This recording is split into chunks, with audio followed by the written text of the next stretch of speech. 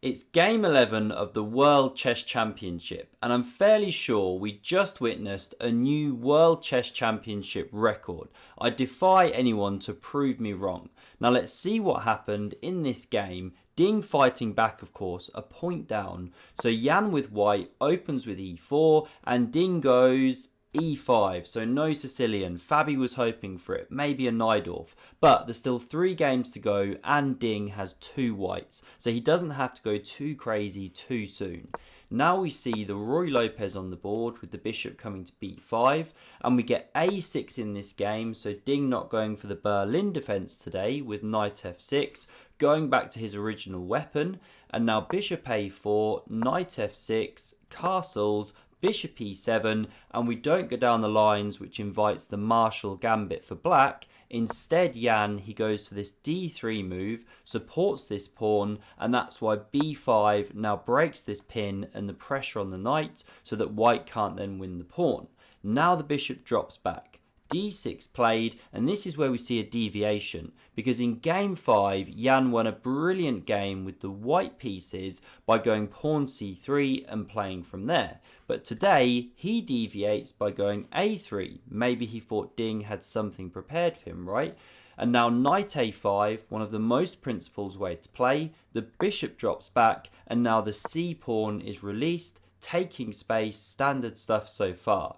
Knight c3 played, and this is a common idea in these structures. Once you've gone with a3 and everything like that, well, with no pawn on c3, which you often see, it gives the knight this opportunity, and now there's this fight for the d5 square. Very common strategic theme here, and that's how the game now pans out, because bishop e6 fights for the square. You wouldn't want to capture, allow black to retake, plug the hole, and so instead we see bishop g5, castles played, and now the immediate takes on f6, eliminating one of the defenders of this square.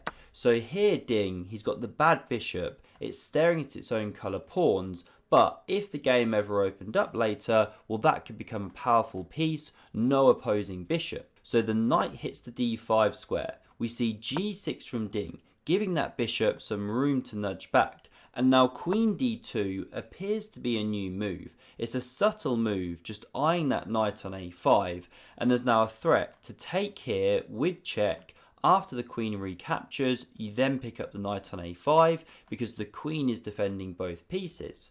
So that's why the bishop tucks back into g7, and now knight g5 on the board. Because the bishop's left that diagonal, it can't stop the jump, and we can see the pressure building here, plus this chance to go pawn to f4. And Ding now finds a nice idea by pushing on with pawn to c4. And his idea is to try and blunt out this bishop which nudged back to a2. Now there's a threat here to take on d5 and ruin this nice structure with which white has got. And so that's why we now see the bishop captured, the pawn recapturing. Yes, it does plug the hole, which you don't necessarily want, but Jan's idea now, after dropping back the knight, is to pressure that c4 pawn. Has Ding overextended? And you can't, for example, go d5 here, by the way, or then you have captures, pawn recaptures, and the knight takes back. Using the fact that the queen is overloaded, once again you pick up that loose knight.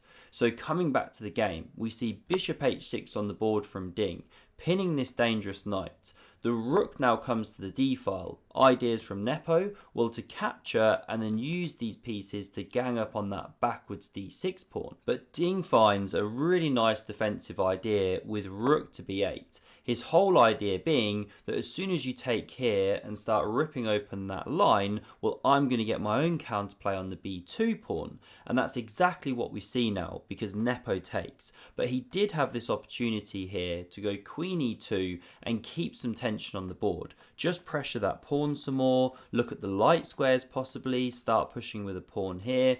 Who knows, right? But in the game, we see Nepo capturing on c4, and it's a very forcing line. Now that is the first capture, right? Now we see the knight recapturing. That's the second. Now we have captures. 3, 4, 5. Watch this go, right? 6, 7, 8, 9, all forced. 10 down here with check. 11, 12, 13, 14, 15 captures in a row. Now I'm guessing that that is definitely a World Chess Championship record, because I did some Googling of the most captures in the row and I found that there were 17 played in a couple of games, and also this crazy game, 22 moves. I mean, look at this craziness. So this is lead chess, a 1590 with white and a 1352 with black, and this is the first capture. So that's 1, 2. Now this goes on for 22 moves, and it's just pure copycat chess, as we'll see. All these pawns start dropping now, and actually when you run it with the engine, these aren't terrible moves for the most part. This goes on, even the f pawns drop, and now finally we get pawn b3 breaking the copycat. Black should have gone pawn b6 here, right, just to keep the symmetry. Although king c7 was played, the game was a drawn. Anyway, maybe the most captures in a row ever, who knows, right? Okay, but in a World Championship game, 15 captures in a row, I'm fairly certain will never have been seen. Now, this game, as you can see here, is heading towards a draw. So when it comes to a thumbnail and title, I mean, you have to kind of use some imagination, right, to get people interested in this game. Because I'm sorry to say that this now headed towards a dead draw. Yes, there's 3 pawns, and in a moment we see Nepo win a pawn, but actually you can't do anything with it, because here comes the black king, hits the rook, and once it jumps away, the king just attacks it again, and it's got nowhere to go to actually stay with the pawn other than back here. King comes, away it goes, and this was a 3-fold repetition. The players agreed a draw. So thanks for watching this game, and I hope to bring you some fireworks in the next round, which is coming Wednesday after the rest day. So do hit that subscribe button to never miss a future video, and thanks very much for watching.